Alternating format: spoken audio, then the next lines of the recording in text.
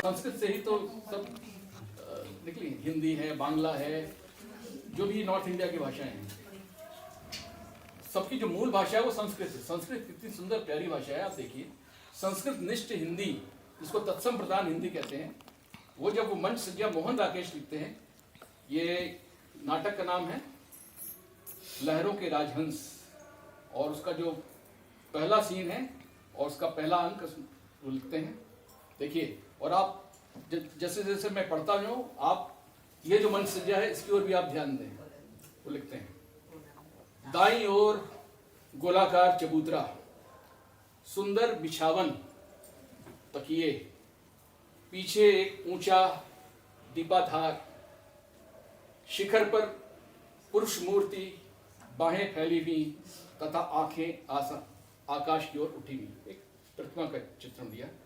बाईं ओर एक झूला और उससे थोड़ा हटकर एक मत्स्याकार आसन। मत्स्याकार मीन्स फिश लाइक, मत्स्याकार आसन। आसन के पास ही हम लोग, जो हिंदुओं की प्राचीन परंपरा कितनी समृद्ध थी उस पर ध्यान दीजिएगा।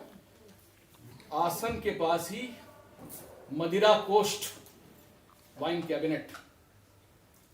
इसी ओर मंच के आगे ये भाग में एक छोटा दीपाधार, शिखर पर नारी मूर्ति, बाहें सम्मिलित, सम्मिलित मीन्स बाहें से मुड़ी हुई। जैसे वीनस की बाहें क्या थी, मुड़ी हुई थी या खुली थी, हम नहीं जानते कि वीनस की बाहें टूटी हुई थी, लेकिन ये बाहें सम्मिलित तथा आंखें धरती की ओर झुकी हुई। दाईं ओर आगे के कोने में श्रृंगार कोष्ठ, खुले भाग में डोरी से बंधी पत्तियों का ढेर, एक द्वार सामने, खुला होने पर पीछे के गवाक्ष दिखाई देते हैं। गवाक्ष मीन्स खिड़कियां। दूसरा द्वार दाईं ओर अंदर के कक्षों में जाने के लिए, तीसरा बाईं ओर मत्स्याकार आसन और दीपाधार के बीच बाहर उद्यान में जाने के लिए। तो ये जो प्रोसिनियम थिएटर होता है, जो नाटक जहाँ करते हैं, वो जो नाटककार हैं इस तरह का पूरा स्टेज डायरेक्शन देते हैं। वो स्टेज डायरेक्शन इतना मतलब पिक्चर परफेक्ट होता है कि फिर जो प्ले डायरेक्टर है उसके लिए कोई मुश्किल नहीं है। ये अश्व घोष की रचना पर है, और क्या था कि जब गौतम बुद्ध ने एक राजकुमार और राजा होने के बाद भी वो एक भिक्षु हो गए, सारा ऐश्वर्य वैभव छोड़ के वो उनको भिक्षु बनना पड़ा। और जब वो गौतम बुद्ध का युग था, और जब राजा ही भिक्षु बन गए, तो जो छोटे छोटे राजा थे, अमात्य थे, मंत्री वगैरह थे, सबके अंदर वो जो वैराग्य की भावना जागी। होता है, टाइम है। आजकल जो है वो दूसरी भावना जाग रही है। आजकल के भिक्षु जो हैं वो मंचासीन हैं। उस समय भिक्षु वास्तव के भिक्षु थे।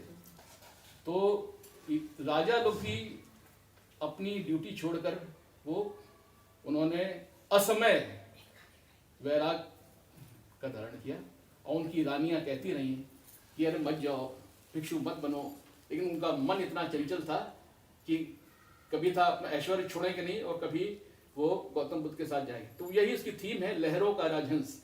लहरों का राजहंस मतलब कि पानी के ऊपर वो ऐसे ऐसे, यानी मन उसका कितना चंचल है, ये था।